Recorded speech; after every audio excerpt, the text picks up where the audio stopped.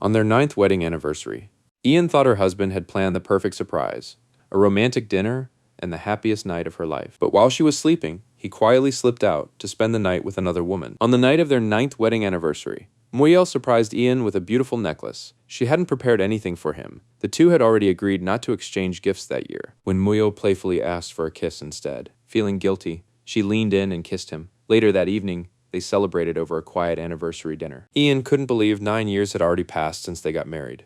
To her, time had gone by in the blink of an eye. He told her that even in another lifetime, he would still find a way to marry her. Ian laughed at the cheesy answer, but it still made her happy. As the dinner continued, Muyel suddenly asked her an unexpected question, whether she was truly happy. The question caught Ian by surprise. She laughed it off. She couldn't have been happier. That's when Muyel reached for one final present. Ian assumed it was nothing more than a handwritten letter. Instead, she discovered documents transferring ownership of one of the most valuable buildings in Cheongdam. Ian was left speechless. The building was considered Muyel's greatest investment. He'd even turned away buyers willing to pay enormous sums for it. He admitted he'd been saving it for her all along, waiting for the perfect day to give it away, although the ownership couldn't be transferred until the renovations were complete. He promised the building would eventually be hers. When Muyel mentioned he'd already found the perfect interior designer for the renovation, she trusted his choice without hesitation to Ian. It felt like every dream she'd ever had was finally coming true. That night, their anniversary became even more intimate. The couple spent the rest of the evening together, enjoying what Ian believed was the happiest night of their marriage as she drifted off to sleep. But sometime during the night, Muyel quietly climbed out of bed. He glanced back one last time. Making sure Ian was still asleep, he quietly left the house. The following morning, Ian found Muyel returning home with a briefcase in his hand. When she asked where he'd been, he casually claimed he'd spent the night at the office. The company's newest business had been keeping him busy. Ian believed him, instead of questioning his explanation. She worried about his health. She even reminded him to wake her next time instead of disappearing in the middle of the night, seeing how much she cared. Muyel wrapped his arms around her from behind as he held her close. Ian suddenly noticed something strange. His hair carried the scent of shampoo. Confused, she asked if he'd taken a shower at the office, without hesitation. Muyel answered yes, then casually joked about spending a little more time together before heading to work. Later that day, Ian sat alone in her office. She couldn't stop thinking about Muyel's excuse. She remembered the day she'd accidentally seen a message on his phone. A woman had sent him a photo of herself, asking who looked better. His reply had come instantly, not long after. Muyel locked his phone. Ian had never confronted him. She didn't even know who the other woman was. The only thing she remembered was her bright pink nails. Ian forced herself to stay calm. The expansion of her gallery was finally within reach. If she divorced Muyel now, everything she'd worked so hard to build could collapse once again. She couldn't allow that to happen. Just then, her employees excitedly gathered around her. One of them, Senna, had just gotten engaged. As everyone celebrated, Ian caught the same shampoo scent she'd smelled on Muyel that morning. Her eyes slowly drifted toward Sina's hands. Bright pink nails. For a brief moment, doubt filled her mind. Could it really be her? Ian quickly pushed the thought aside. She congratulated Sina on her engagement, as Sina explained that her wedding date hadn't been decided yet. Her fiancé still had something important to take care of first. On the way to meet the interior designer, Ian called Muyel. He apologized. Work had suddenly come up, so she'd have to attend the meeting alone. As they spoke, Ian remembered hearing Senna say she planned to stay late at the gallery. A strange feeling settled over her without another thought. She asked the driver to turn the car around when she arrived. Muyel's car was already parked outside. The building was completely silent. Then she heard it. A faint sound coming from her office. Ian slowly approached the door. She looked inside, and her entire world fell apart. Muyel and Senna were together. Muyel immediately sensed someone outside the room. He rushed toward the door, but Ian had already turned and run. Tears streamed down her face as she stumbled into the pouring rain. She collapsed onto the cold pavement. She knew there was no future with a husband who had betrayed her. But if she divorced him, what would happen to the gallery? And to the future she'd spent years building? As despair consumed her, someone stopped in front of her. A man's voice quietly called her name. CEO Ian Shin. Are you all right? The moment Ian ran from the gallery, Muyel rushed after her. He searched frantically through the pouring rain as he looked around the empty street, but she was already gone, hidden just around the corner. Ian stood frozen. A stranger covered her mouth, silently signaling for her to stay quiet until Muyel leaves. Only after he disappeared did the man finally let go. As Ian looked up, she froze. His face looked exactly like someone from her past. The man smiled politely, introduced himself as Han Jong, the chief interior designer she had scheduled to meet that day. Ian quickly pushed the thought away. He wasn't the person she remembered. He only looked like him, Jeong suggested continuing their consultation at his studio instead, with nowhere else to go. Ian quietly agreed. A short while later, they arrived at Hun Interior Design Studio. As Ian looked around the office, she couldn't stop staring at Jeong. The resemblance was almost identical. Jeong noticed her looking around and apologized for the clutter, as he had only recently moved into the office and was still organizing everything. Then Jeong explained why he'd found her outside the gallery. When she didn't arrive for their appointment, he'd gone looking for her himself. Instead, he'd found her collapsed on the ground in the rain. Ian's heart skipped a beat. If he'd found her there, then he might have seen everything. He'd been hiding beside her while Moyel searched nearby. Did that mean he had witnessed her husband's affair? The thought made it impossible for her to relax. Noticing that Ian was shivering, Jeong quietly draped a hoodie over her shoulders. Only then did Ian realize her white dress had become completely soaked by the rain. She thanked him and quickly covered herself. Jeong acted as though nothing had happened, without making her feel embarrassed. He simply opened his laptop and asked what kind of design she wanted for the gallery. But Ian couldn't focus. Her thoughts kept returning to the gallery, to the possibility that Jeong had seen everything. She wanted to ask him, but she couldn't bring herself to do it. Finally, she apologized. She admitted she wasn't feeling well, and asked if they could postpone the consultation. Jeong smiled understandingly. There was no need to force the meeting. They could always reschedule. As they prepared to leave, Jeong suddenly stopped. He asked her to wait for just a moment. A few seconds later, he returned carrying a first aid kit. Only then did Ian realize. He'd noticed the injuries she'd suffered when she fell while running through the rain. Jeong carefully cleaned the wound on her knee. Ian tried to stop him. She insisted she could handle it herself. But Jeong gently continued. He apologized if it hurt, explaining that the wound was deeper than he'd first thought. Ian flinched. After covering the injury, he quietly stood up. Ian thanked him for his kindness, as if it were nothing. Jeong simply offered to drive her home. When they arrived, Ian thanked him once again. Jeong reminded her they could continue the consultation whenever she was ready. Ian promised she'd contact him soon, the moment she closed the door. Her phone lit up. Message after message from Muyael filled the screen.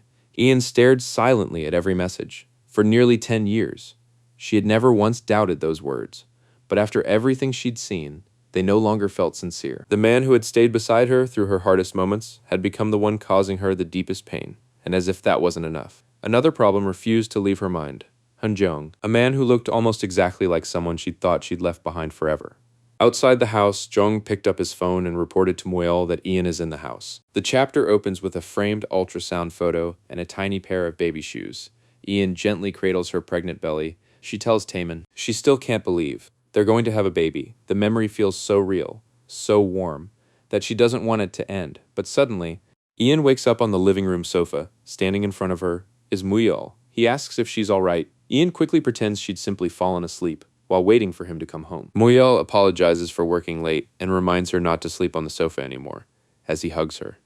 Ian can only think how disgusted she feels. While talking, Moyel notices the oversized hoodie Ian is wearing. He asks where it came from. Ian hesitates. She can't tell him that it belongs to another man. Instead, she lies, saying she found it at the gallery after getting soaked in the rain. Moyel doesn't look convinced. He points out that it looks like a man's hoodie. Ian laughs it off, joking that oversized clothes are fashionable now, while he's the only person who still prefers fitted outfits. Moyel eventually lets it go, but admits he doesn't like seeing her wear something that belongs to another man. Ian forces a smile, even though she can't help thinking how hypocritical those words sound coming from someone who had just betrayed her. Trying to end the conversation, she says they're both tired, and suggests getting ready for bed. But inside, only one thought keeps repeating. He came back straight after being with Sina. Then why am I feeling guilty? Just as Ian walks away, Moyel grabs her hand. He studies her expression, asking if she's pretending, and whether she's absolutely sure she didn't see anything. Ian's heart nearly stops. For a brief moment, she wonders if he already knows that she witnessed everything. Later that night, the couple shares an intimate moment, but for Ian, there is no affection left. Every second feels unbearable. She can't stop thinking that only hours earlier, Moyel had been with another woman. Throughout it all, she desperately hides the truth, while Moyel remains completely unaware that she knows about his affair. Even during their conversation, he casually asks how her meeting with the interior designer went. Ian refuses to talk about it. She simply wants the moment to end. The following day, employees at Ian's gallery are surprised to find exterminators disinfecting the entire building. Everyone wonders why the boss suddenly became so worried about pests. Even more shocking, Ian ordered her expensive office desk to be thrown away. Her staff can't understand it, The desk alone must have cost a fortune. But Ian insists that once cockroaches appear, you can never be certain they've completely disappeared. Later, Ian stands outside alone, trying to clear her thoughts. She remembers everything the divorce lawyer told her. If Muyol committed adultery, then legally, he would be considered the spouse at fault. As long as Ian gathers enough evidence, the law would be on her side. Until then, she must hide her emotions, act as though nothing is wrong, and continue collecting proof. But Ian wonders how much longer she can keep wearing that mask. Just then, her lighter slips from her hand before she can pick it up. Someone else does. It's Han Jiyoung. Since his design studio is nearby, their paths cross once again as they light their cigarettes. Ian catches herself staring at him. The resemblance to the man from her past still feels almost unbelievable. Jiyoung asks how her injured knee is doing. Ian thanks him, telling him it's already much better because of his help. And about his hoodie, Ian apologizes, promising she'll wash it and return it as soon as possible. Jiyoung simply laughs. Ian thanks him once again and prepares to head back inside the gallery. But just before she leaves, Jiyoung suddenly asks one question. He mentions that the previous night, Muyel had asked him whether he'd seen Ian at the gallery. Then he quietly looks at her and asks, "What do you think I told him?" Ian's heart skipped a beat. For a moment, she wondered if he was testing her, keeping her composure. She smiled and denied ever seeing him at the gallery. According to her, their first meeting had been at his office. Jiyoung nodded. That was exactly what he'd told Muyel. The tension between them finally eased. Jiyoung admitted that, after years of dealing with clients, he'd learned when it was better not to ask questions. He'd noticed something was wrong, but chose to pretend he hadn't seen anything. Curious, she asked if he and Muyel were close. Jiyoung smiled. Not really. Then, he gently brushed a strand of hair away from Ian's face. He blamed the spring pollen floating through the air. Ian thanked him again, before the conversation shifted back to work. Jiyoung offered to hold the design meeting that very day if she was available. Ian apologized. The gallery kept her busy, and since it would be closed for the rest of the week, she suggested meeting to be held next Monday instead. Jiyoung happily agreed, after saying goodbye. He walked away. Ian watched him leave, still unable to understand the strange feeling he left behind. Not long after, Ian made her way to the gallery's security room. If the cameras had been recording, there had to be footage proving she'd entered the building the night before. She immediately began searching through the recordings. At first, she assumed Muyel must have checked them already. But then another thought crossed her mind. If he'd realized she had been there, why would he have come home, pretended nothing had happened, and even spent the night with her? Maybe he forgot about the cameras altogether. Ian continued searching, recording after recording, until she finally found the answer. The security system hadn't captured anything. The cameras had been turned off. She checked the logs again. It wasn't an accident. Every time Ian had been away, or whenever Senna stayed late at the gallery, the cameras had been disabled. 6 different times in that month alone. Her hand tightened into a fist. The thought alone made her feel sick. Still, there was one small relief. Neither of them knew. She had witnessed everything. For now, that secret belonged to her. Ian forced herself to breathe. She had to stop thinking about it. But another question replaced the first. When had the affair actually begun? Was it after Sina started working at the gallery? Or even earlier, when she was still a college student? The memories came rushing back. She remembered Senna attending her wedding, calling Ian the most beautiful bride she'd ever seen. Ian had warmly thanked her for coming. Senna had happily joked that she could never miss her favorite teacher's wedding. She even teased Muyol, saying the groom should have worn makeup for such an important day.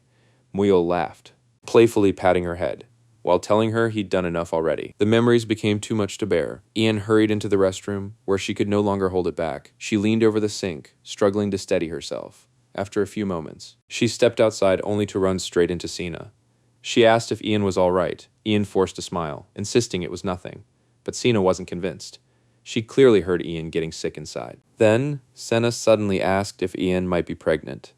Ian looked at her for a brief moment. A slow smile appeared on her face. She quietly asked Senna whether she could keep a secret. Sina asked whether Moyel already knew. Ian simply smiled and walked away. Behind her, Senna's cheerful expression slowly disappeared. On her way home, Ian couldn't stop thinking about Sina, back when she was still working part-time, teaching at an art academy to pay for her own tuition. That was where she first met Sina. One afternoon, Ian overheard a teacher telling the young girl that she had fallen behind on her tuition again. Even so, the teacher quietly let it slide, because she knew how difficult Sina's situation was. Relieved, Sina thanked her over and over, promising to study harder than ever. Ian couldn't help smiling. She thought Sina was adorable. As time passed, Ian learned Sina lived with her grandmother, and the two barely had enough to get by. Feeling sorry for her, Ian began giving her private lessons, hoping to help her get into art school. The hard work paid off. Sina was accepted into the very same university Ian had graduated from. After finishing school, She even joined Ian's gallery. Back then, Sina had thanked her, with tears in her eyes, promising she would repay everything Ian had done for her. Now, that same girl had become the woman sleeping with her husband. The scene shifted inside Sina's apartment. She demanded to know why he'd lied. He'd promised that he'll never sleep with Ian anymore. Moyel immediately denied it. He insisted Ian no longer meant anything to him, and claimed she couldn't even attract him anymore. But Sena refused to believe him, unable to hold back her emotions. She accused him of lying, trying to calm her down. Moyel asked what had happened. Then, Sina told him that Ian is pregnant. The words caught Moyel completely off guard. He immediately asked what she meant, still crying. Sena explained what had happened at the gallery. She'd seen Ian become sick. When she'd asked if she was pregnant, Ian had quietly admitted it. Moyel fell silent. He asked again, whether Ian had actually said those words herself. Sena nodded, for a brief moment. His expression hardened. Could Ian really be pregnant? The thought crossed his mind, only to disappear almost immediately. Ian wasn't pregnant. She was simply lying. According to him, Ian had always been good at hiding her emotions. She knew exactly how to keep a straight face. Even so, a trace of doubt lingered in his mind. Sina looked at him anxiously. She asked one last time, if he was absolutely sure. Moyel stepped closer. He assured her there was nothing to worry about. Then he reminded her that she was the only woman he wanted a future with. His words finally eased Sena's fears. The two reconciled, sharing another intimate moment together. Later that evening, Ian returned home. Inside the bathroom, she reached into a cabinet and slowly picked up a pregnancy test. She stared at it in silence. Without another word, she looked down at the result. 2 lines. Ian froze. The next morning, Moyel stood alone in the bathroom, trying to make sense of everything Sina had told him. For 9 long years, they had tried everything to have a child. Nothing had ever worked. Then his eyes drifted toward the bathroom trash bin, a used test kit. Without thinking, he pulled it out and hurried downstairs. Ian was standing in the kitchen, quietly pouring herself a glass of wine. One thought crossed her mind. She had only used the test kit out of habit. Now that she knew Moyel was cheating, there was no reason to keep checking anymore. Before she could take another sip, Moyel's voice echoed through the house. She turned around. Moyel held the test kit in his hand. His voice trembled. He asked if she was pregnant. For a brief moment, Ian understood exactly what had happened. Sena had already told him. She glanced at the test kit, then let out a small laugh. It wasn't a pregnancy test. It was an ovulation test. She even joked that he'd mixed them up again. After all, she'd been checking every month for years. She'd only been preparing herself, just in case. Moyel's shoulders slowly relaxed. He asked one last time, just to be sure. Ian quietly shook her head. No, without another word. Moyel wrapped his arms around her. He told her it was all right if they never had a child. She didn't have to force herself anymore. Ian stood there, allowing the embrace, while feeling nothing at all. At the same time, Sena sat alone in her apartment. She replayed the conversation from the gallery over and over again. Ian asking whether she could keep a secret. Ian letting her believe she was pregnant. The more she thought about it, the angrier she became. She slammed everything within reach. Furious that she'd been fooled, to Sena. Ian wasn't heartbroken. She was playing games with her. Later, Moyel was with Sena again. As they lay together, he calmly explained why Ian could never have been pregnant. Years earlier, Ian had suffered a miscarriage. After that, she was no longer able to conceive. That's why they still didn't have children. Sena listened quietly, but inside, another thought had already taken root. If Ian could never become pregnant, let's see what happens if I became pregnant. Several days passed. Life returned to its usual routine. Every morning, Ian smiled. She kissed Moyel goodbye, wished him a good day, and watched him leave for work. From the outside, nothing had changed, but every smile, every goodbye was nothing more than an act behind that calm expression. Ian had already made her decision. She wasn't going to leave empty-handed. She would gather proof of Moyel's affair, make him the spouse at fault, and protect the gallery she had spent years building. Whenever she found a free moment, Ian searched for evidence. She read article after article, looking for advice on catching an unfaithful spouse. She checked his dash cam. The recordings had been erased. She searched his GPS history. Nothing. She went through his credit card statements. Not a single suspicious payment. The deeper she looked, the more one thing became clear. Moyel had been far more careful than she'd ever imagined. Finally, her thoughts settled on one last possibility. His phone. If she could check his phone, she might finally find something. It wasn't as though she could knock him unconscious. Just to unlock it, at that moment, her phone vibrated. A message from Moyel. He said he'd be working late again. He told her not to wait up and to go to bed without him. Ian stared at the screen in silence. She already knew where he really was, inside Sana's apartment. Sana couldn't shake the feeling that something wasn't right. She brought up the night at the gallery once again, Ian's sudden lie about being pregnant. The office furniture being thrown away, none of it felt like a coincidence. Then he smiled, telling her she was simply overthinking everything. That evening, Ian found herself sitting alone in a small restaurant. She ordered another drink, with no desire to return home, even if Moyel wouldn't be back until morning. The thought of sleeping in the same bed, breathing the same air as the man betraying her with Sana, made her feel sick. She couldn't tell anyone, not at home, not at the gallery. Everywhere she went, she had to pretend nothing had happened. For the first time, she wondered whether she could really endure all of this by herself. A familiar voice broke the silence. Zhang smiled and asked if she was drinking alone. Ian looked up in surprise. She hadn't expected to see him there. Zhang explained that he'd spotted her through the window while passing by. He decided to come inside and say hello. Ian smiled back, she admitted. She hadn't expected to run into him either. Zhang glanced at the food on the table. He asked if she was having dinner. Ian nodded. She had just finished work. When she asked about him, Zhang replied that he'd just gotten off work as well, curious. He asked whether she drank often. Ian shook her head. Only once in a while, then she offered him a glass. The two quietly clinked their glasses together as the conversation continued. Zhang asked where Moyel was. Ian calmly explained that Moyel had been busy lately, ever since his company launched its new business. Zhang smiled.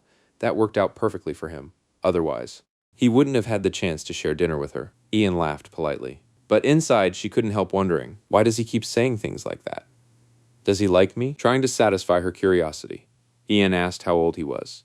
Zhang paused for a moment, then casually answered, around 32, he guessed.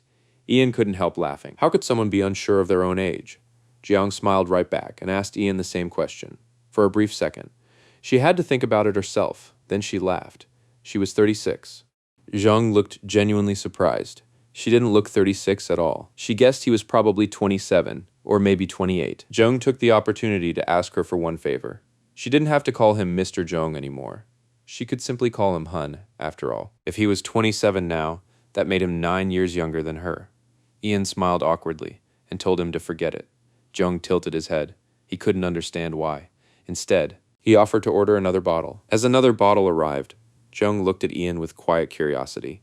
He asked what had made her fall in love with Moyel, and eventually marry him. The question caught her off guard. It had been a long time since anyone had asked. Ian lowered her eyes for a moment. The restaurant disappeared. She found herself standing at a funeral. She remembered crying uncontrollably. Unable to accept Taemin's death, Moyel never left her side. Later, when she was hospitalized, he stayed with her, looked after her, and patiently helped her recover. Those memories continued, until they reached the day of their wedding, believing she had found someone who would always remain by her side. The memory slowly faded. Before long, the evening came to an end. The two stepped outside the restaurant together. Ian thanked Zhang for dinner, so next time, the meal would be her treat. Zhang smiled. He hoped there would be plenty of next times. Ian laughed softly. If the occasion called for it, she wouldn't mind. After wishing him a good evening, she prepared to leave. Zhang offered to drive her home. Ian politely declined. She would simply take a taxi. She turned toward the street, but after several drinks, her steps were no longer steady. Her heel slipped. A strong hand caught her. Zhang pulled her safely into his arms for a brief moment. Ian stared at his face. Her heart skipped a beat. He looked so much like him. Realizing how long she had been staring, Zhang apologized, thinking he had made her uncomfortable. But Ian couldn't look away. He really did resemble him. Zhang studied her flushed face. Still worried she might be too intoxicated to travel home alone, Zhang stepped into a nearby convenience store and returned with a bottled drink. He handed it to Ian, hoping it would help her sober up before she left. Ian accepted it with a small smile. She insisted he didn't have to go through the trouble, but thanked him anyway. For Jeong, he simply wanted to know she'd be in better condition before heading home. Ian quietly took a few sips. The cool drink eased some of the warmth from her face. For a moment, silence settled between them. Then she softly called his name. Jeong turned toward her. Ian studied his face a little longer. The alcohol had lowered the walls she'd been holding up all evening. Before she could stop herself, she admitted he looked exactly like someone she once knew. The words slipped out so naturally that even she questioned why she was saying them. She almost believed, for just a second, that he could be that person. even though she knew it was impossible. Jung simply smiled. He wondered who this mysterious man was. He even joked that the person must have been quite handsome. Ian couldn't help smiling as far as she was concerned. Jung was even more handsome. He laughed and accused her of lying. Then he surprised her. He admitted she reminded him of someone too. With curiosity, Ian asked who. Jung answered without hesitation. His first love. Ian imagined the woman must have been beautiful. Jung looked straight at her and gently told her that Ian was even more beautiful. She laughed and called him a liar. Jung quickly insisted he meant every word, but before he could finish, the evening quietly came to an end. By the time Ian arrived home, questions came one after another. He demanded to know why she hadn't answered his calls. He claimed he'd been worried because it was dangerous for her to be out so late. Then, he noticed the smell of alcohol. Ian admitted she'd been drinking. That answer only led to another question. Who had she been drinking with, as Muyil pressed for an answer? Ian's phone suddenly lit up. A message from Hunjong appeared on the screen. He simply wanted to know whether she'd made it home safely. Ian looked at the message for a brief moment before putting the phone down. When Muyil asked again, she calmly replied that she'd been drinking alone. He couldn't understand why. Ian finally looked him in the eye. He had come home late himself, so why couldn't she do exactly the same? Without waiting for another argument, she ended the conversation. She was going to bed. Then she reminded him. The gallery's new exhibition opened tomorrow, and he needed to be there. The following day, the gallery buzzed with guests celebrating the opening exhibition. Muyal quickly found President Bayan among the crowd. The two greeted each other warmly, as always. President Bayan couldn't resist making another inappropriate joke about Muyal's employees and their uniforms. Muyal simply laughed it off, thanking him once again for hosting the exhibition. While they continued talking, Sena quietly slipped behind Muyal, and Muyal casually tapped Sena's backside. The playful gesture didn't go unnoticed from across the room. Ian saw everything. She dropped a sleeping tablet into the drink. The powder disappeared beneath the bubbling champagne, only after it had completely dissolved. Then she handed Muyal the prepared glass, suggesting a toast. She watched him accept it without the slightest suspicion. Moments later, Muyal lifted the champagne and drank every last drop. That night, Muyal slept soundly in their bedroom. She sat quietly on the edge of the bed, looking down at the man beside her. Slowly, she reached over, removed his glasses, and carefully brushed his hair away from his forehead. Her fingers lingered for only a moment. She stared at his sleeping face, searching for something, perhaps the man she had once believed he was. Whatever she hoped to find was no longer there. Her expression slowly hardened, without another second of hesitation. Ian raised her hand and struck him across the face. Ian stared down at Muyal as he slept peacefully. The anger she had buried for so long finally broke free. She slapped him once, then again and again. Each strike landed harder than the last. Muyal never woke up. Only his face slowly turned red. Then she reached for his phone, pressed his finger against the screen, and unlocked it. She hurried through his call logs, his messages, his photos, every place where the truth could have been hiding. Nothing. Not a single trace. Everything had been wiped clean. Her hands began to shake. Frustration overwhelmed her. Before she realized what she was doing, she hurled the phone across the room. It crashed against the floor, leaving the screen shattered. Tears welled in her eyes. Morning came. She stood in front of the mirror, trying to get herself ready for work. The exhaustion showed on her face. Ever since discovering Muyal's affair, full night's sleep had become impossible. Just then, Muyal walked into the room, rubbing his swollen cheek. He looked completely confused. He asked if he'd done something after drinking the night before. His face hurt. And somehow, his phone screen had been cracked. Ian looked at him for a moment, then calmly asked if he really remembered nothing. Muyal shook his head. She told him he'd gotten drunk, started dancing around the house, and tripped. The memory seemed believable enough. Muyal immediately apologized, embarrassed by what he thought he'd done. Ian couldn't help laughing. She teased him for never being able to handle alcohol, then gently reminded him not to drink so much next time. Patting his sore cheek, she told him to get ready for work. As she walked away, one final thought crossed her mind. Moron, left standing by himself. Muyal rubbed his swollen face once more. For some reason, it felt less like he'd fallen, and more like someone had beaten him up. Later that day, Ian returned to the gallery. She tried focusing on work, but her eyes kept growing heavier. The lack of sleep was finally catching up to her. Even reading through paperwork became a struggle. When a staff member informed her that the artist had arrived, she thanked the employee, then quietly wondered if she should start taking sleeping pills. At this rate, forget collecting evidence. She wouldn't even be able to keep the gallery running. A moment later, Hunjong stepped inside. Ian greeted him with a smile, though she could barely hide how exhausted she looked. Jung immediately asked if she'd made it home safely after dinner. Ian thanked him once again for looking after her. Even as they spoke, she fought to keep her eyes open. The two sat together, reviewing the gallery's renovation plans. Jung carefully explained each part of the design, then showed how the builders planned to reroute several pipes to match the new layout. Ian tried her best to follow along, She listened carefully, nodding from time to time, but the exhaustion was stronger than her concentration. Without realizing it, her head tilted to one side. A second later, it came to rest against Jung's shoulder. Jung stopped talking. He looked down in surprise. Ian had fallen asleep. He remained perfectly still, careful not to wake her instead. He gently supported her head, moving a loose strand of hair away from her face. For a long moment, he simply watched her sleeping peacefully beside him. Then, Ian's eyes slowly opened. The first thing she saw was Jung's face only inches away. Completely startled, she blurted out, asking what he was doing. Jung didn't pull away. Instead,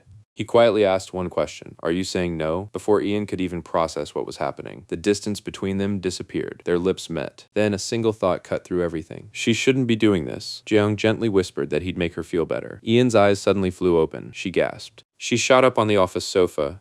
It was just a dream, still feeling the warmth of the kiss. Then her face flushed bright red. She couldn't believe what she'd just dreamed about. She started to think, what is wrong with her? Hearing the movement, Jeong walked over. He smiled, glad to see she was finally awake. He even told her she could sleep a little longer if she wanted. Ian quickly apologized. Lately, she hadn't been herself as she stood up. Embarrassment washed over her all over again. She couldn't even bring herself to meet his eyes, trying to change the subject. She asked if he'd really been waiting for her to wake up. He could have simply woken her. Jeong casually explained that he'd had other work to finish anyway, so waiting hadn't bothered him. Once everything was wrapped up, he suggested they head out together. Jeong asked whether she was heading home. Ian nodded. He offered to drive her. It was on his way anyway. Ian politely refused. She could take a taxi. Besides, she already felt guilty for making him stay late because of her. Jeong smiled. If she really felt sorry, then she should let him drive her home. Seeing no way to argue, Ian quietly accepted. The two were on the road together. Silence filled the car. Ian stared out the window, unable to calm her thoughts. The dream kept replaying in her mind. Why would she dream about kissing someone so much younger than herself? Her mind drifted back to everything Jeong had done for her. Ian tried to convince herself there was a simple explanation. Maybe he was only being nice because she was his client. Or maybe she was reading too much into everything. After all, he only reminded her of someone from her past. She needed to stop thinking like this. Jeong broke the silence. He remarked that she looked exhausted. Ian admitted she hadn't been sleeping well lately. When he asked why, she'd simply had a lot on her mind. For some reason, she couldn't fall asleep anymore. The real answer never left her lips. It was because her husband was cheating on her. Jeong glanced at her for a moment, then quietly told her that if she was ever struggling with anything, she could always talk to him.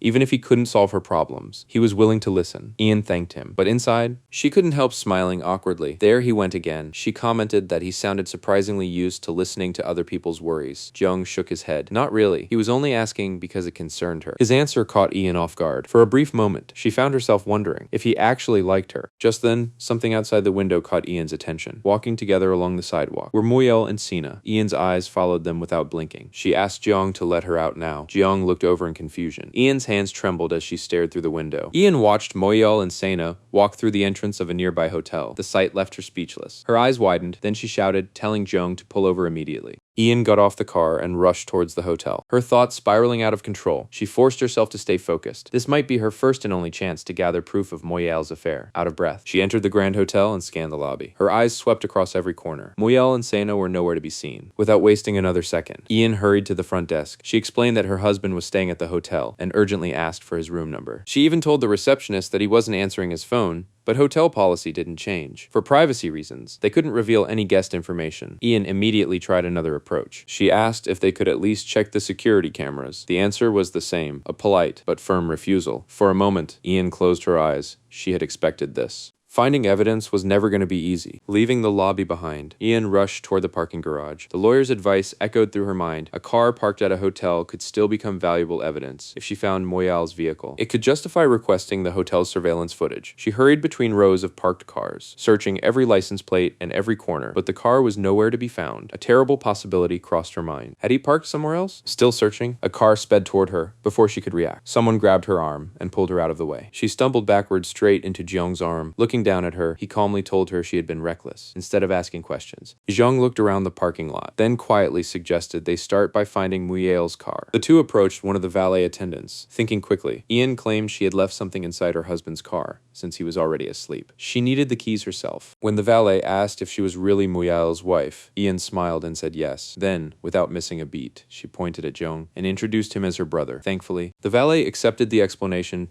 He asked for the license plate number. If she could get the car keys, she She could check the dashcam before Moyel had time to erase everything. This could finally be the evidence she'd been searching for. But after checking the records, the valet looked back at her. There was no record of Moyel's car entering the hotel parking garage. Zhang considered the situation. If the car wasn't there, then Moyel had either taken a taxi or parked somewhere nearby. Ian quietly agreed. Even now, questions kept piling up in her mind. Jane clearly knew something was wrong. So why was he helping her? She wanted answers. But right now, finding Moyel mattered more. Thanking Jang for everything, Ian politely told him he should head home. Instead, he offered to drive her. Ian refused. She planned to stay outside the hotel until Moyel came out. Jeong smiled, then asked where she intended to hide. Standing out in the open like this, she'd be impossible to miss. After a brief silence, Ian finally gave in. She thanked him and climbed into his car. Once inside, Ian quietly asked him for one favor. Please, don't tell anyone. Jeong looked at her, then calmly answered that today's meeting had only been about the gallery design, nothing more. Ian looked at him in silence. She couldn't understand why he was doing this, so she finally asked, why are you helping me? Jeong gave the same answer as before. She reminded him of his first love. Ian frowned. She couldn't understand what that had to do with any of this. Jeong looked straight at her, then admitted the truth. He couldn't stop thinking about her. Ian immediately reminded him that she was married. Jeong already knew. That had never changed anything for him. Then, he quietly said the words Ian never expected to hear. Jeong rested his head against the steering wheel. If Ian was going to get divorced anyway, why not give someone else a chance? Ian immediately shut the idea down. She wasn't getting divorced, and even if she were, Jeong wasn't her type. Instead of looking disappointed, he laughed. He teased her, claiming she'd seemed pretty interested in his face the night they first met. Ian shot him an unimpressed look. Jeong quickly admitted he was only joking, but she wasn't amused, trying to lighten the mood. He reminded her of something she'd said while she was drunk. The memory came rushing back. That night, Ian had stared at him before saying he looked like someone she knew. When Jeong jokingly guessed that man must have been handsome, Ian had smiled and insisted Jeong was even better looking. Back in the present, embarrassment washed over her. She realized she'd probably said all kinds of ridiculous things after drinking. Trying to brush it off, she admitted she tended to ramble whenever she was drunk. Curious, Jeong asked who he was supposed to resemble. Ian answered without hesitation, someone she hated. The atmosphere inside the car turned quiet once again. Before either of them could say anything else, Ian's phone rang. It was Moyel. She answered immediately, pretending everything was normal. She told him she was already home, said the meeting had gone well, and asked if he would be spending another night at the office. When Moyel confirmed he would, Ian ended the call by telling him she loved him. The moment the call ended, silence filled the car, but somewhere else. Moyel wasn't alone. The affectionate words Ian had just spoken meant nothing to him. He admitted he only said them so Ian wouldn't become suspicious. Sana had grown tired of hiding. She wanted him to end his marriage as soon as possible. Moyel calmly assured her it wouldn't be much longer. Then, their conversation shifted to the man who had been seen with Ian. Sina wanted to know who he was, but Moyel dismissed the question, telling her not to worry about it. Even so, whoever that man was, he had the kind of face Ian would naturally be drawn to. His words triggered an old memory. Back in high school, Ian had spent a carefree day at the beach with Taemin and Moyel. She happily called out to Taemin while he kept snapping photos of her. Laughing, she chased after him and tried to stop him from taking more pictures, standing nearby. Moyel could only watch when Ian jokingly asked him to steal Taemin's camera. He hesitated, while the other two continued laughing together. Even back then, Moyel had always been the one standing just outside Ian's attention. After waiting outside the hotel until morning, Ian watched as Moyel and Sana left separately. It wasn't the perfect proof she had hoped for, but it was enough. Jeong drove her back home. Ian sincerely thanked him for helping her, staying with her through the entire night without asking for anything in return. Before leaving, Jeong smiled, then asked one last question. Did that mean he still had no chance? Ian looked at him in confusion. They barely knew each other. She couldn't understand why he seemed so interested in her. Jeong simply smiled. Sometimes, he said, people didn't need a reason. Then his expression became more serious. The distance between them disappeared. Jeong leaned closer. Then he said something Ian never expected. He said that she could use him to cheat on her husband. For a second, Ian simply stared at him. Then, she burst into laughter. The laughter caught Jeong completely off guard. Ian looked him straight in the eyes. Did he really think so little of her? Did he honestly believe that just because her husband was cheating, she would immediately fall for the first man who flirted with her? Her smile slowly faded. She warned Jeong not to cross the line. Without waiting for an answer, she turned around and walked away. Jeong remained where he was, watching Ian disappear through the gate. Only after she was gone did he let out a quiet sigh. Meanwhile, Ian finally made it home, the moment she stepped inside. Every bit of strength left her body. She collapsed onto the sofa, unable to stop replaying what had just happened. Jeong's words echoed through her mind. His offer kept repeating itself. Ian buried her face into the couch. Later that evening, Ian and Moyel sat together for dinner. Trying to sound casual, she asked where he'd met the interior designer. Moyel reminded her they had first met at the tennis club. When Ian asked if Jeong had always been a member, Moyel explained explained that he'd only joined recently. Still, he'd seemed like a talented young man, since the gallery needed renovations. Muyeo had decided to hire him. Ian quietly lowered her eyes. Her reaction didn't escape Muyeo's notice. He asked if something was wrong, then wondered whether she disliked Jeong. Ian didn't hesitate. She told him she wanted to cancel the contract. The following day, the renovation continued as planned inside the gallery. Jeong greeted Ian with his usual smile. For a brief moment, their eyes met. Neither of them said another word. Instead, they simply continued walking. At the same time, Ian remembered Muyeo's answer from the night before. Canceling the contract was no longer possible. Jeong had accepted the work as a favor, despite his busy schedule. The construction had already begun. Backing out now would only create unnecessary problems. Reluctantly, Ian accepted that they'd have to keep seeing each other until the renovation was finished. Later, Ian stepped outside the gallery for a cigarette. She stood alone, trying to calm the restless thoughts in her head, but the more she tried to ignore them, the more uncomfortable she became. Just then, Jeong found her and asked if he could borrow a light. Ian handed him her lighter. Then she remembered. The last time they'd met, he'd borrowed one too. Unable to hide her curiosity, she asked if he always lost his lighter. Jeong chuckled. He admitted he still wasn't used to carrying one. Ian looked at him, slightly confused by the answer. Before she could ask what he meant, her phone rang. It was Muyeo. Ian answered the call and stepped a short distance away while Jeong quietly waited. After finishing the call, Ian wished Jeong a good day and prepared to leave. Jeong stopped her. He asked if she'd like to have lunch together before going. Ian politely refused. She insisted she'd already had coffee. Jeong smiled. Coffee wasn't a meal. Ian simply replied that it was enough for her. A brief silence followed. Then Jeong apologized. Not for today, but for what he'd said the last time they met. He hoped he hadn't made her uncomfortable. Ian froze. His words instantly brought back the memory she'd been trying to suppress. The memory of him telling her to use him. Before she could answer, loud metallic rattle echoed above them. The old water pipes suddenly burst. Water poured through the construction site without warning. Workers shouted in every direction, scrambling to control the leak. Jeong grabbed Ian by the shoulder, shielding her from the rushing water from above. He hurried her to safety. The workers remained behind, trying to deal with the broken pipes, hidden away from the chaos, hoping to find something dry for her as he searched through the supplies. Ian couldn't look away. The sight in front of her felt painfully familiar. Taemin had searched through a wardrobe the very same way, looking for clean clothes while telling her there had to be something she could wear. The memory faded, and Ian found herself back in the present. Jeong picked up a towel and gently draped it over Ian's head as he adjusted it. Their faces ended up only inches apart, but standing there, looking into his eyes, she finally understood the truth. Jeong wasn't the one making her uncomfortable. The real problem was her own wavering heart. He apologized for what had happened, promising to find out why the pipes had burst in the first place. As Jeong continued drying her hair, another memory flashed across her mind. She remembered Taemin doing exactly the same thing years earlier. Even the warmth felt identical. When Ian looked back at Jeong, their faces were only inches apart for a long moment. Neither of them spoke. Jeong eventually smiled. He pointed out that she was staring at him again. Ian's heart skipped a beat. The closer he became, the harder it was to deny what she was feeling. It seemed as though both of them were about to close the distance between them. Instead, Ian quietly turned her face away. Before either of them could say another word, Jeong's phone suddenly rang. The moment he answered, he was pulled back to reality. Muyeo was calling to ask about the accident. As soon as the call ended, he turned back toward Ian, only to find she was already gone. Meanwhile, Ian sat alone inside her car. Her hands tightened around the steering wheel. Her heart refused to calm down, no matter how hard she tried. A little later, Ian returned home to change out of her soaked clothes. She reminded herself she needed to get back to the gallery as soon as possible, but as she changed, the memory of standing so close to Jeong suddenly resurfaced. She immediately shook her head. That was ridiculous. Just then, a familiar voice answered from behind her. Muyeo had unexpectedly come home, startled. Ian quickly turned around when she asked why he was back so early. Muyeo reminded her about the sudden business trip he'd mentioned before. Only then did Ian remember their earlier conversation. Muyeo noticed her wet hair almost immediately. Concerned, he told her she should change before she caught a cold. He casually mentioned that the old building's pipes must have burst. Ian looked at him in surprise. She hadn't told him what had happened. When she asked how he knew, Muyeo explained that the gallery's interior designer had already called him. Ian nodded. That made sense. But as she continued changing, Muyeo's attention drifted toward her. The thought of other people seeing her in that state clearly bothered him, trying to change the subject. Ian asked what's the time of the flight for his business trip was. As Ian finished changing, Muyeo quietly walked over to her. Unable to hide his affection, he pulled her into his arms. He admitted he wanted to spend a little time with her before leaving for his trip. Ian gently refused. She suggested they wait until he came back instead, but Muyeo insisted there was still enough time before his flight. As he held her close, Ian's mind wandered somewhere else. Instead of thinking about her husband, she remembered standing face to face with Jeong. The memory made her panic. She immediately pushed Muyeo away. The sudden reaction caught him completely off guard. Realizing how she'd responded, Ian quickly apologized. She blamed it on being overly emotional because of her period. Then, she hurriedly reminded him She needed to return to the gallery. Muyol stood there in silence. Something about Ian's explanation didn't sit right with him. He quietly counted the days to himself, according to the dates. She shouldn't have been on her period yet. Back at the gallery, Jung stood quietly admiring. Someone called out to him. It was Senna, and another unexpected encounter was about to begin. As Ian walked toward her office, Muyol's words kept echoing inside her head, because according to him, her period wasn't supposed to have started yet. At the time, she'd brushed it off with a calm excuse. She blamed the stress from renovation. Muyol had accepted her explanation, or at least pretended to. Then he'd promised to deal with anyone who made her life difficult. Ian forcing herself to smile, all while thinking. The person causing her the most pain was standing right in front of her, back in the present. A chill ran through her. Only now did she realize Muyol had been keeping track of her cycle all along. The thought alone made her skin crawl. Before she could dwell on it any longer, one of the gallery staff greeted her. Ian apologized for arriving late, explaining there had been a minor incident at the construction site. Everything inside the gallery was running smoothly. There was just one thing waiting for her. The interior designer had already arrived, and he wasn't alone. He was upstairs with Sina. Ian quietly made her way to the second floor. Halfway up the stairs, she heard laughter. Then, she saw them. Jeong and Sina were walking down together, still smiling over their conversation for a brief moment. Ian simply stood there. Before composing herself once again, Sina greeted her politely, while Ian turned her attention to Jung. He explained that he'd come personally to discuss the burst pipes.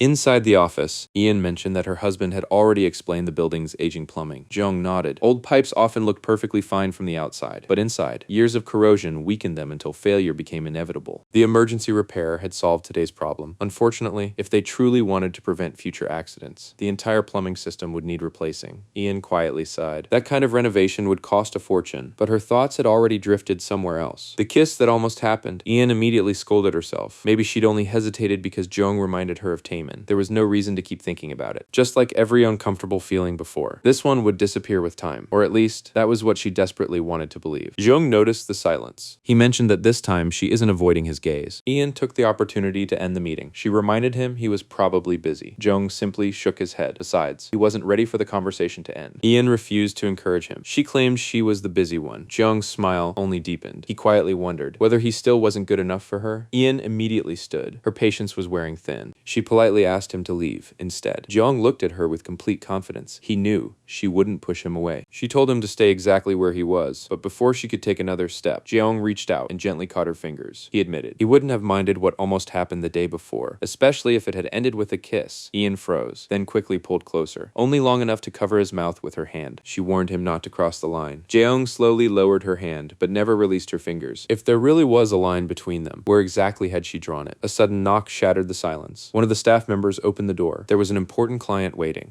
Ian announced that the meeting was over. Jung finally released her hand. Without another word, he agreed it was time to leave. As they walked outside together, Ian could still feel her face burning. Just then, a familiar director greeted her warmly. Ian smiled and returned the greeting. Jung quietly wished her a good day. Before continuing on his way, Ian barely noticed him leave. Her attention was already fixed on the conversation ahead, but someone else had been watching everything. Senna hurried after Jung. Once they were alone, she asked a question that instantly changed the mood. Did he need her help to seduce Ian? She claimed she knew Ian better than anyone. She even boasted that she knew what Ian liked in bed. Jeong refused Senna's offer. He admitted that if there was something worth discovering, he wanted to discover it himself.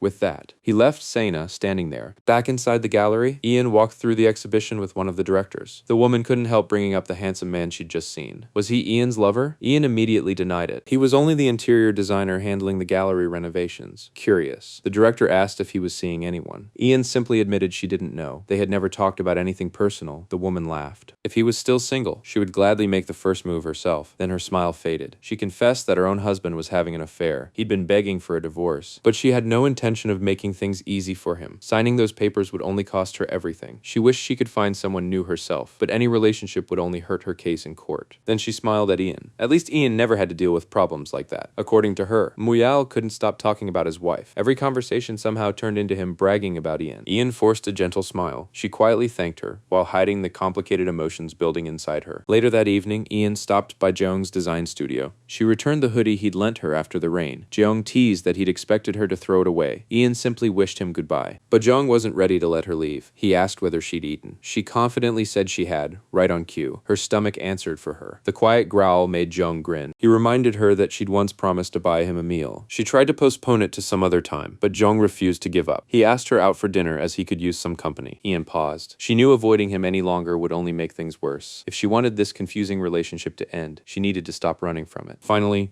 she agreed. This dinner would settle everything. instead of an expensive restaurant. Jeong brought her to a modest street-side food stall. Ian looked around in surprise. He could have chosen somewhere far more luxurious. Jeong simply smiled and said that he liked the vibe here. Ian could only sigh. Before they could eat, Ian's phone suddenly rang. It was Muyel. He gently asked whether she'd finished work. Ian answered each question calmly. Then, she lied. She told him she was already home, even though she was sitting across from another man. Muyel explained he'd just arrived at his business accommodation and planned to rest early. Ian told him to take care of himself. The moment the call ended, Jeong asked Ian that why did she lie to her husband. Ian lowered her eyes. She didn't want to explain something that would only create unnecessary misunderstandings. Jeong accepted the answer, but his curiosity about her only continued to grow. Jeong asked how she and Muyel had first met. Ian admitted they'd known each other since childhood.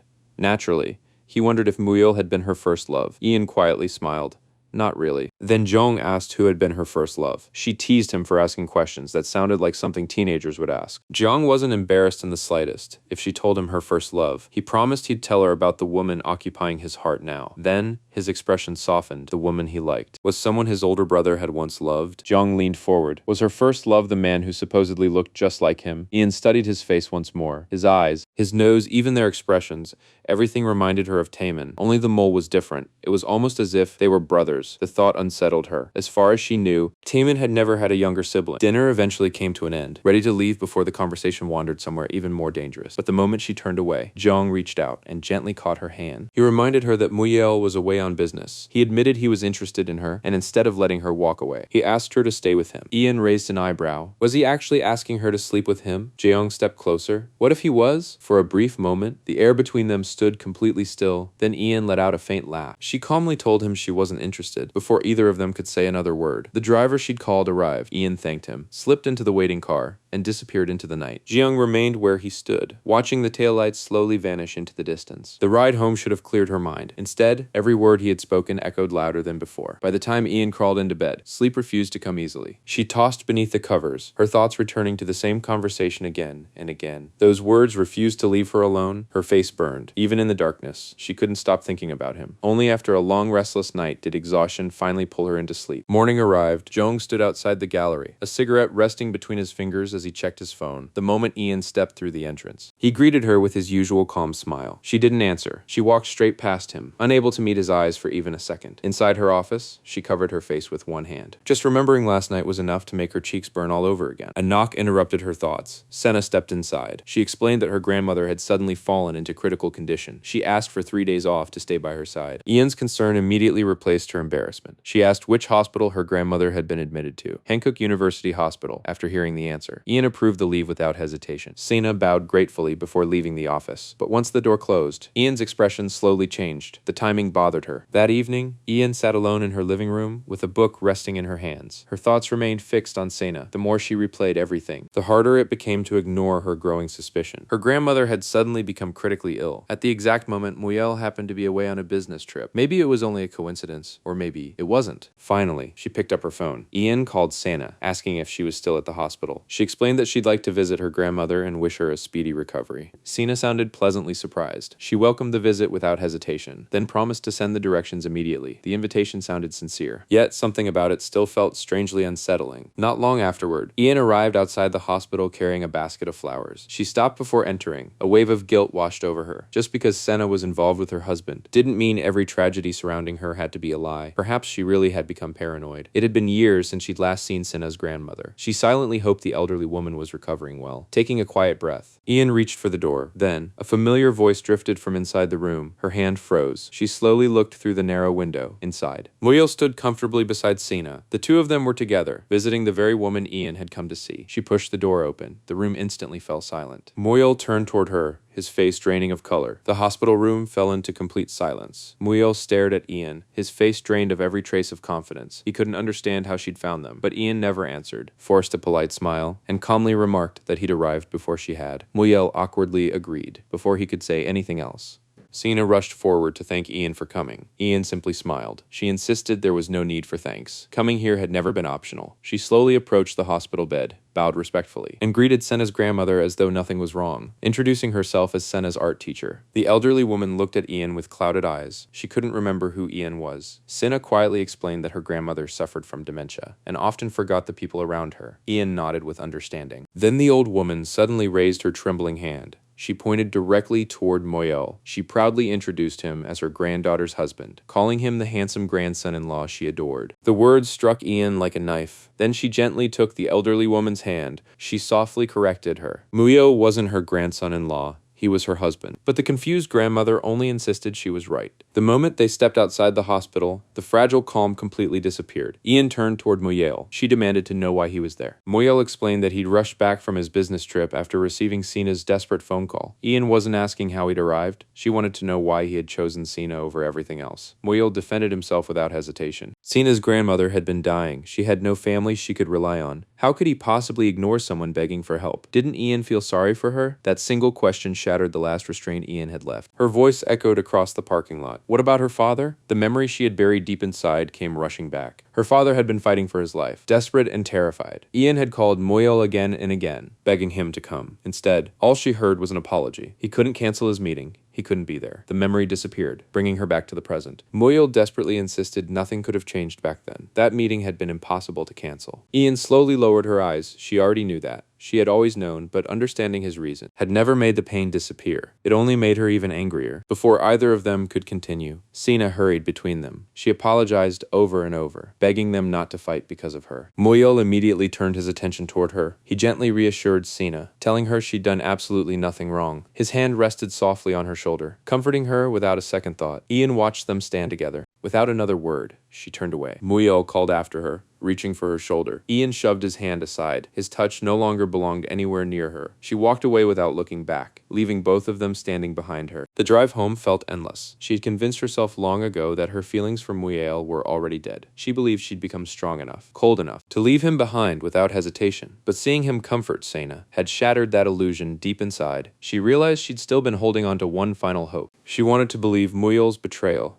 had been nothing more than physical desire. Later that night, Ian stepped into her office at the gallery. Her eyes settled on the plaque bearing her name, CEO Ian Shin. The room should have represented everything she'd built with her own hands. Instead, it reminded her of something else. The image of Moyel and Sina together, on that very desk, invaded her mind without mercy. A wave of disgust washed over her. She struck herself across the face. Then again and again, as if pain could silence the thoughts tearing her apart. She desperately ordered herself to get a grip. Her trembling hand rose once more, ready to strike again. But before it could fall, someone caught her wrist. Ian slowly turned around. Standing behind her was Jong, and the moment their eyes met, everything changed. The parking lot echoed with hurried footsteps. Sina chased after Moyel. She reminded him she was falling apart, that she needed him beside her. But Moyel never slowed down. He had to go after Ian. Those few words froze Sina where she stood. Then frustration took over. She rushed forward, grabbed his wrist, and demanded to know why. Moyel looked at her in disbelief. To him, the answer was obvious. Ian had just walked away. Of course he had to follow her. Sina stared at him, unable to accept what she just heard. Moyel's expression slowly darkened. He grabbed both of her shoulders and asked if she called Ian to the hospital on purpose. Sina couldn't answer. The silence told him enough. Moyel warned her to think carefully before doing something so reckless again. If Ian discovered the truth, everything would fall apart. He told Sina to stay inside the hospital. He promised he'd be back soon. Then he headed for the car. But Sina refused to let him leave alone. Before Moyel could drive away, she climbed into the passenger seat. She insisted on coming with him. Moyel's patience finally wore thin. He ordered her to get out. This wasn't a game. Silence filled the car. Then Sina asked the question she'd been afraid of all along. Did he still have feelings for Ian? Did he still love her? When he said nothing.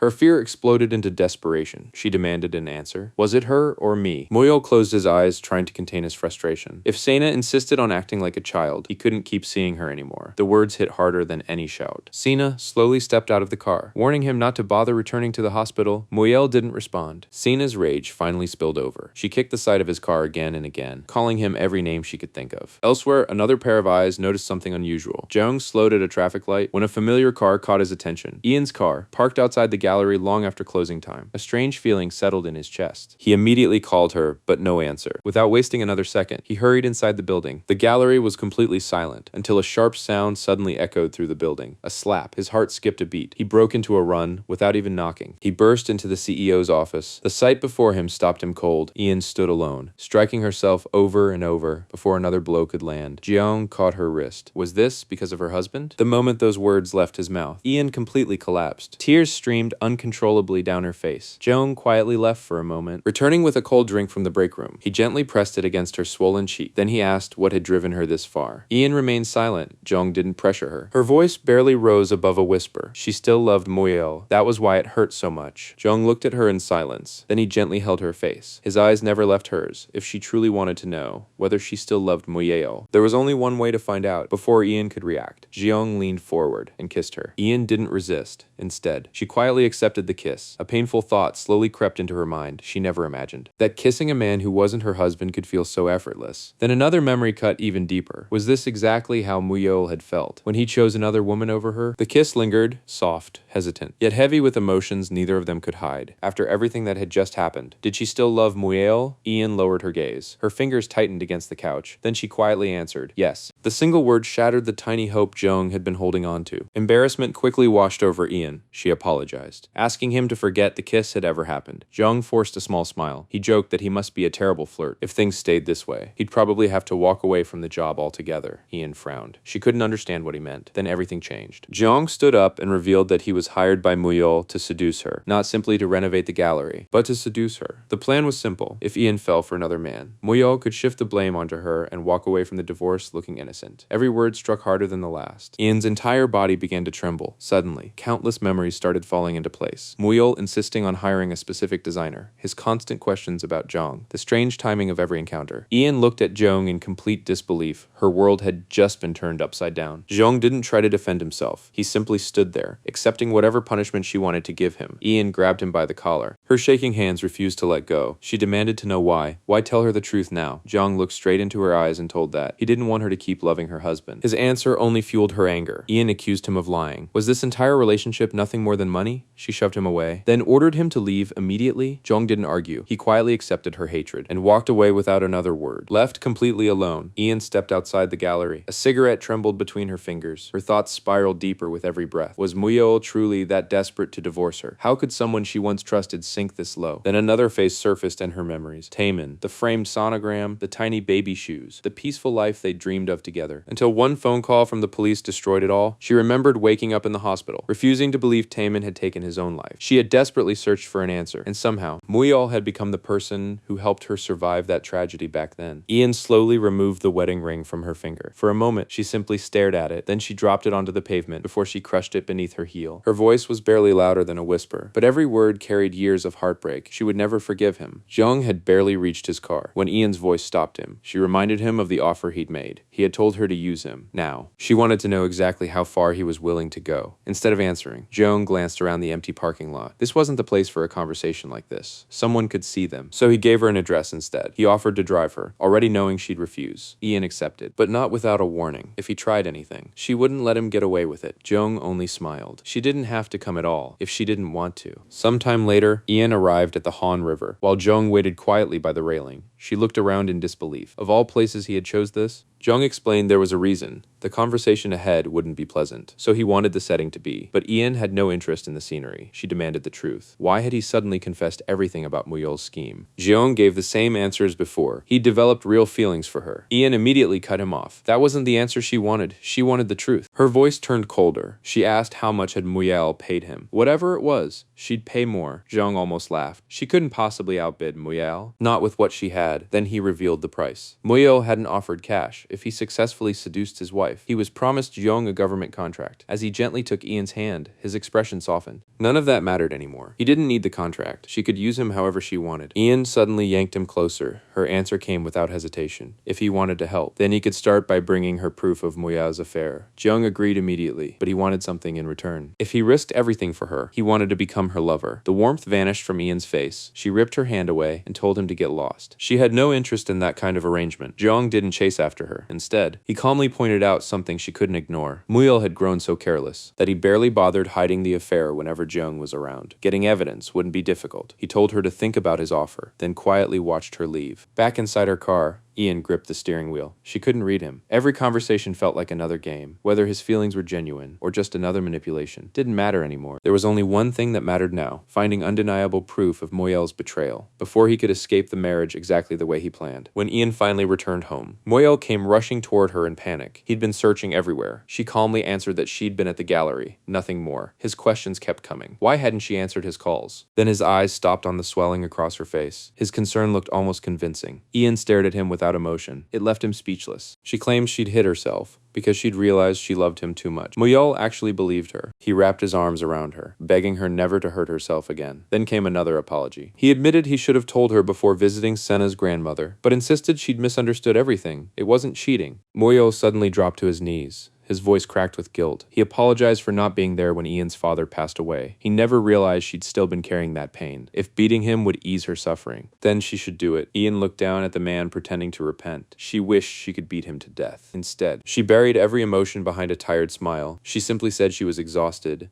and wanted to sleep. That night, Moyel slept peacefully beside her. Ian couldn't. Her phone lit up with a message from Jeong. He asked if she'd gotten home safely. He even reminded her to put a cold compress on the bruise across her face. Ian stared at the screen, then silently deleted the message to her. Neither of them deserved her trust. Across the city, Jeong looked at his own phone. No reply, not even a single word. He wondered whether one final push would change her mind. A moment later, another message was sent. He promised he'd bring her proof tomorrow. The next day, Jeong sat across from Moyel as though nothing had changed. Moyel asked whether Jeong had any siblings. Jeong found the question strange, especially since Ian had also mentioned someone he resembled. Moyel finally revealed the reason. Ian's first love, a man named Lee Taemin. According to Moyel, Jeong looked almost exactly like him. That resemblance was the entire reason he'd chosen Jeong for this job. Then Moyel asked the question he'd been waiting to ask all along. Had Jeong managed to seduce his wife yet? What Moyel didn't realize was that Jeong is quietly recording every word beneath the table. The next morning, Moyel told Ian that he'd be late because he's having dinner with Jeong. Ian simply smiled, asking if the two of them had become close. Moyel laughed without a hint of caution. Hun was the perfect employee. He did whatever he was told. Ian's smile only deepened. If that was true, maybe Hun wouldn't mind coming over to clean their house. Moyel brushed the joke aside.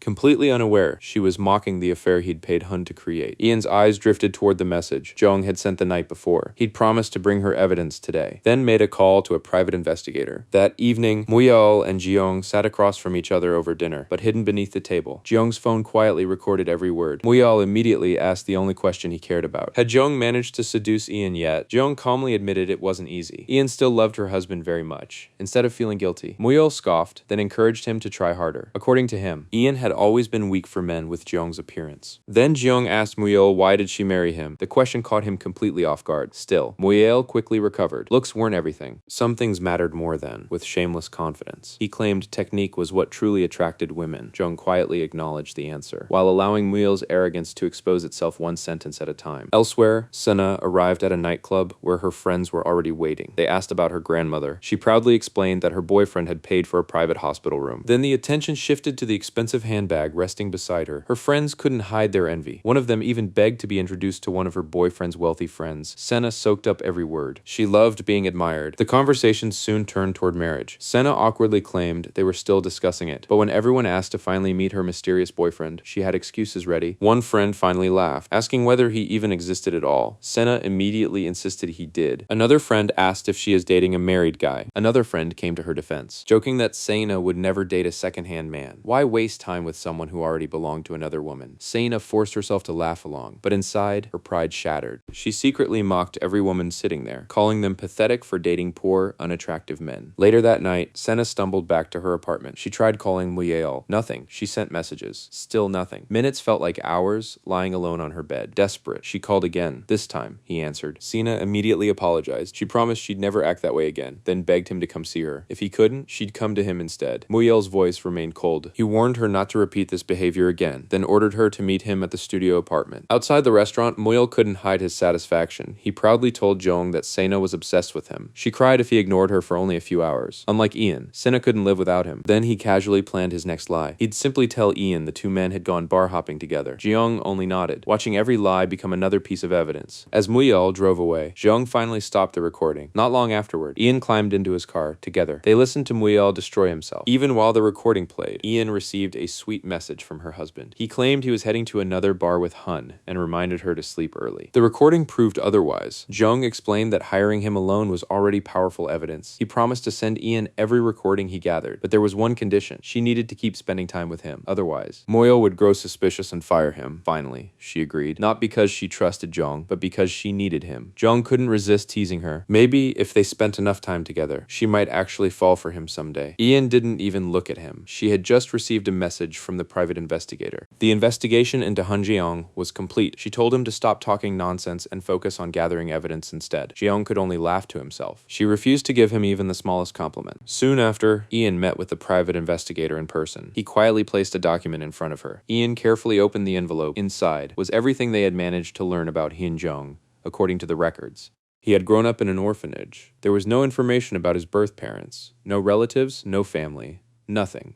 Searching for answers. Ian asked whether they had found anything about his real parents. The investigator shook his head. The orphanage's records contained nothing. At the age of 2, Jeong had been sent overseas to foster parents after that. The orphanage never heard from him again, making matters even worse. The orphanage had long since shut down. Many of its records had disappeared. Even so, the investigator wasn't ready to give up. If they kept searching, they might eventually uncover something. But it would take time. Ian accepted the uncertainty. She told him she could wait and asked him to keep looking. Leaving the office, Ian sat alone inside her car. Silence filled the cabin as exhaustion settled in. Her thoughts drifted elsewhere. She remembered a conversation with Taemin. He had once confessed that, ever since he was a child, all he'd ever wanted was a family. To be someone's son, someone's husband. Now, he finally had a family of his own. Holding Ian's hand, he thanked her. Because of her, his world had completely changed. The memory lingered until the vibration of her phone pulled her back to reality. It was Jung, without any greeting. Ian asked what he wanted. Jung answered with complete seriousness. He needed to sound like he was trying to seduce her. Then, he invited her on a date, not long afterward. The two met at a nearby park. As they walked together, Ian couldn't stop looking at Jung. A thought quietly crossed her mind. Taemin had also grown up in an orphanage, but he'd never once mentioned having a younger brother. Before she could think any further, Jung caught her staring, with a grin. He asked if he looked especially handsome today. Then he teased her. Had he finally won her over? Completely unimpressed. Ian steered the conversation back to why they were there. She asked whether he'd managed to collect enough evidence. Jeong admitted it hadn't gone as smoothly as he'd hoped. Everything would be much easier if he could somehow catch Moyol and Sena together. Ian immediately asked whether Sena knew him. Jeong nodded. Not only did she know him, she had even offered to teach him how to win Ian's heart. According to Jeong, Sena had gone as far as claiming she even knew Ian's preferences in bed. Instead of getting embarrassed, Ian played along. She asked what Sena had taught him. Jeong smiled. He admitted he never bothered asking. He'd rather find out for himself. The playful exchange slowly faded after a brief silence. Ian asked the question she'd been avoiding. Was he actually interested in her? Jeong didn't hesitate. He simply answered yes. Then he reminded Ian that his feelings were the reason he'd chosen her side, unless she believed that was just another one of his lies. Ian quietly admitted she still wasn't sure. Jeong couldn't help pointing something out. If she truly didn't trust him, she could have hired a private detective instead. Ian calmly explained why she hadn't. Moyol had far more money than she did, and if she hired someone to follow him, that decision could easily be turned against her during the divorce. Jeong listened carefully, then asked one final question. What if he betrayed her instead? Ian looked him straight in the eyes. He had already told her that money couldn't buy him. Jeong gave a faint smile. The people who couldn't be bought were often the hardest to manipulate. Those words stayed with Ian. She still couldn't figure out what Jeong was really thinking. But one thing was certain. She needed evidence. No matter what. The following day, Ian returned to the gallery. As she noticed Sena nearby, an idea immediately formed. Walking over, Ian casually invited Sena out for dinner, just like they used to. That evening, the two women sat across from each other at a restaurant. Ian admitted it had been far too long since they'd shared a meal. Sena agreed, then confessed she'd thought Ian was still upset about what happened at the hospital. Ian apologized for her reaction. She explained she'd only been surprised to see Moyol there, since he'd supposedly been away on a business trip. Sena quickly defended him. Her grandmother's condition had suddenly worsened, and she had desperately needed someone. She never expected Moyol to come running to help. Ian smiled. She remarked that Moyol had always been kind, especially when it came to poor Sena. Then, she casually asked why Sena's boyfriend wasn't with her tonight. Sena answered that he was working late, almost on cue. Ian looked toward the entrance. Moyol had just arrived, pretending to be surprised. She called him over and invited him to join them. Moyol froze for a moment. He clearly hadn't expected to find Sena there. Still,